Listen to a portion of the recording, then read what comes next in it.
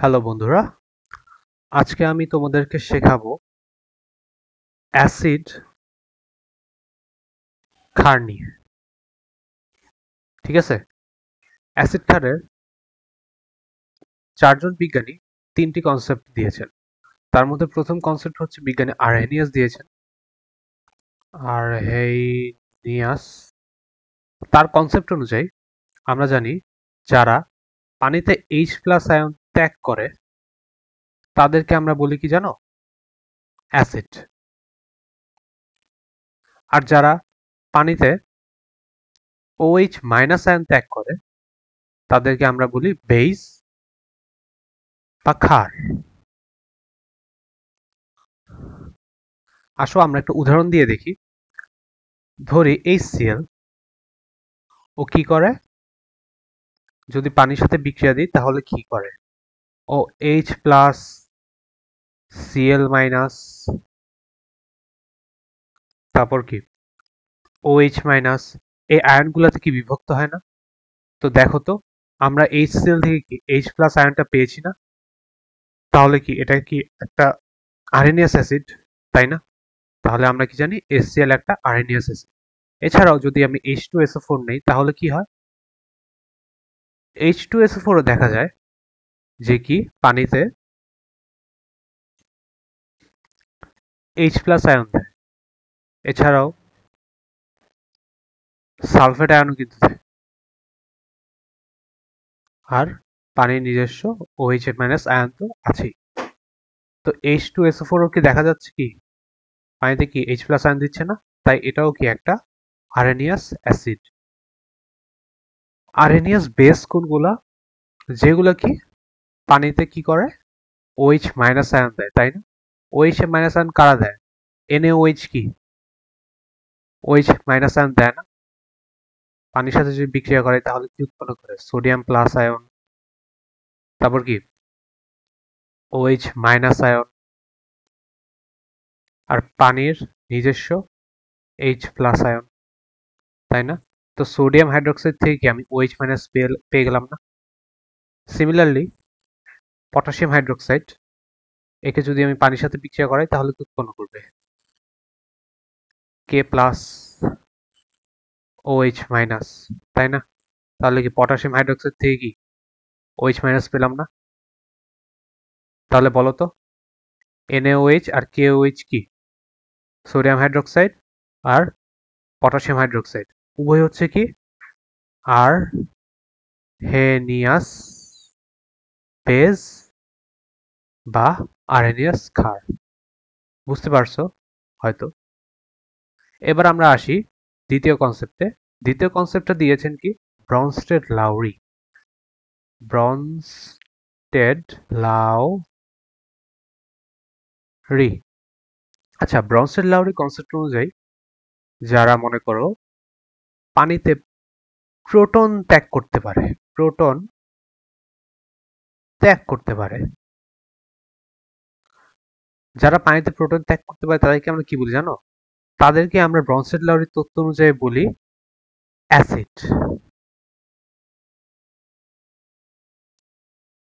ঠিক আছে?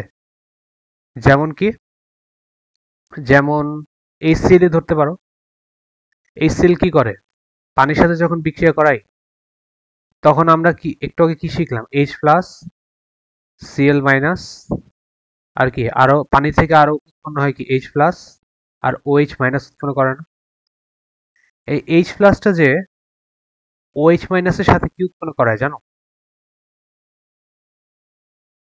এই H প্লাসটা যে সংযুক্ত হয় হাইড্রোনিয়াম আয়ন উৎপন্ন করে। আর বাকি থাকে কে? ক্লোরিন। ঠিক আছে? এই হাইড্রোনিয়াম আয়ন কি একটা প্রোটন না? তো HCl থেকে কি আমরা একটা প্রোটন পেলাম? তো এটা কি HCl কি একটা ব্রনস্টেড লাউরি অ্যাসিড। এছাড়াও হতে পারে কি H2SO4,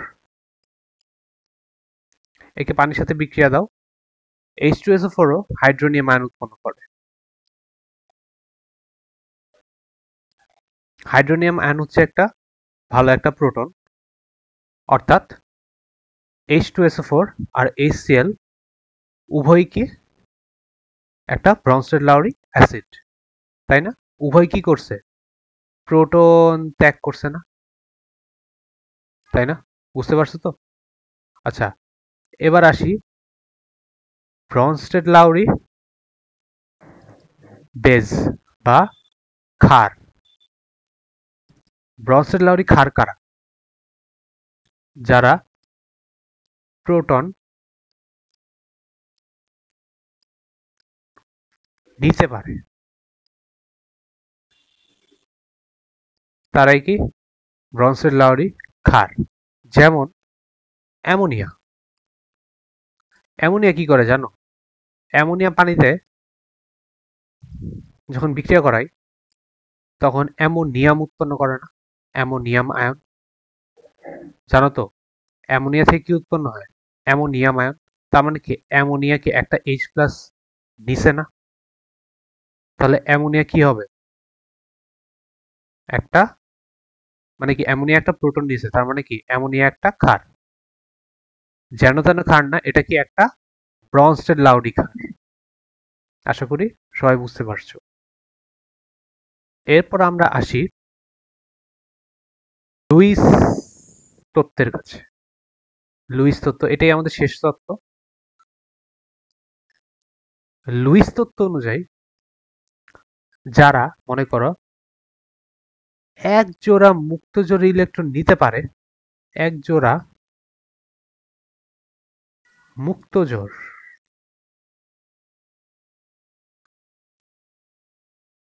ইলেকট্রন মনে করো যারা নিতে পারে, তারা হচ্ছে কি জানো? তারা হচ্ছে অ্যাসিড।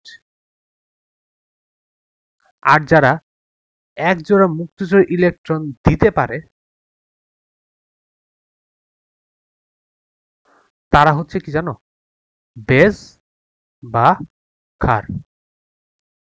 ওকে, তার মানে কি এক জোড়া মুক্তজোড় ইলেকট্রন যারা নিতে পারে তারা হচ্ছে গিয়ে অ্যাসিড, আর এক জোড়া মুক্তজোড় ইলেকট্রন যারা দিতে পারে তারা হচ্ছে বেজ বা ক্ষার,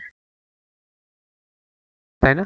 এবার আসো একটা উদাহরণ দেই, একটা লুইস অ্যাসিডের উদাহরণ দেই। লুইস অ্যাসিড আমরা ইংলিশে এভাবে লিখি লুইস অ্যাসিড। লুইস অ্যাসিডের কয়েকটা উদাহরণ আছে। প্রথম উদাহরণ হচ্ছে ধরো BF3 boron টেট্রাফ্লোরাইড, aluminium chloride LCl3, copper 2+, এটাও একটা লুইস অ্যাসিড। কিভাবে তোমাদের বুঝাই আসো? আচ্ছা, BF3 দিয়ে বুঝাই। ধরি বোরন, বোরনের পরমাণু, তাই না? বোরনের পরমাণুর প্রথম শক্তি স্তরে কি দুইটা ইলেকট্রন থাকে না? দিচ্ছি দুইটা ইলেকট্রন। আর দ্বিতীয় শক্তি স্তরে কি তিনটা ইলেকট্রন থাকে?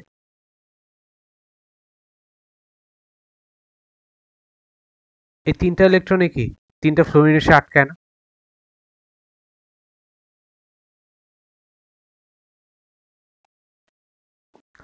তো দেখো বোরনের যে দ্বিতীয় শক্তি স্তর n সমান সমান যখন 2, তখন এর ইলেকট্রন ধারণ ক্ষমতা কত? Any guess? n সমান সমান যখন 2 তখন কি আছে এর মধ্যে? 2s আর 2p আছে না? 2s আর 2p থাকলে এখানে ইলেকট্রন ধারণ ক্ষমতা কত হবে?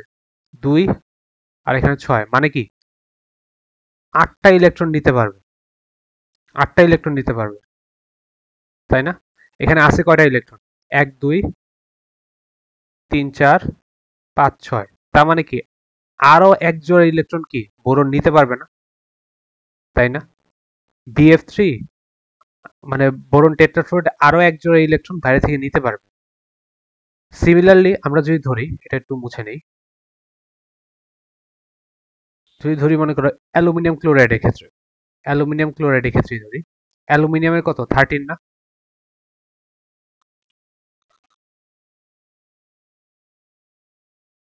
সর্বশেষ শক্তিস্তর ইলেকট্রন থাকে কয়টা? 3টা না? এই 3টা ইলেকট্রনে কি 3টা ক্লোরিন এসে আটকায় তাদের আরেকটা ইলেকট্রনের মাধ্যমে। তাহলে ইলেকট্রন কয়টা হয়ে গেল? 6টা ইলেকট্রন হয়ে গেল না? বুঝে ভালো করে।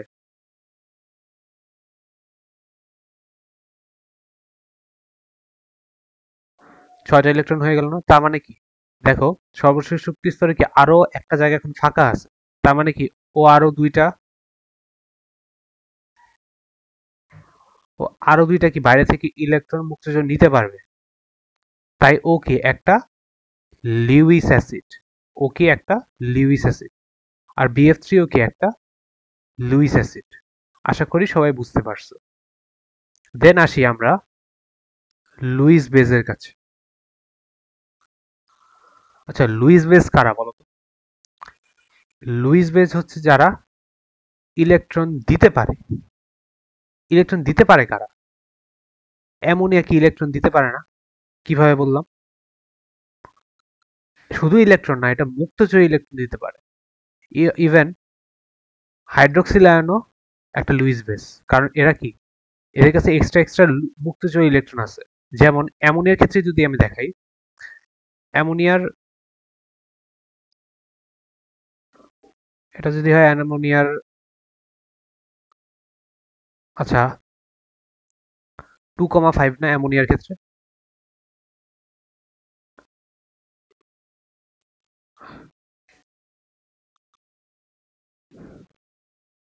আচ্ছা অ্যামোনিয়ার ধরছে কি 3টা হাইড্রোজেন এসে কি 3টা মুক্তচয়ী ইলেকট্রনকে ধরছে। ধরার পর কি আরো কি এক জোড়া মুক্তচয়ী ইলেকট্রন রয়ে গেছে না? তো ও কি করবে? এই মুক্তচয়ী ইলেকট্রনগুলোকে ছেড়ে দেওয়ার চেষ্টা করবে। যেহেতু ওর কাছে এক্সট্রা মুক্তচয়ী ইলেকট্রন আছে আর ও এগুলোকে কি করে, ত্যাগ করতে চায়। তাই অ্যামোনিয়া কি একটা লুইস বেস। সিমিলারলি হাইড্রোক্সিলের কাছেও কি, অক্সিজেনের কাছেও কি থাকে, মুক্তচয়ী ইলেকট্রন থাকে। ও এই মুক্তচয়ী ইলেকট্রনগুলোকে ত্যাগ করে দেওয়ার চেষ্টা করে। তাই হাইড্রোক্সিল আয়নও কি একটা লুইস বেস। আশা করি সবার কাছে Lewis base, Lewis acid, Bronsted Lowry acid base আর আরএনএস অ্যাসিড বেসের কনসেপ্টগুলো ক্লিয়ার হয়েছে। মোটামুটি এইটুকু কনসেপ্ট থাকলেই তোমার বেসিকটা হয়ে যাবে, আর বাকিটুকু তুমি বই থেকে পড়তে পারবে। Thank you.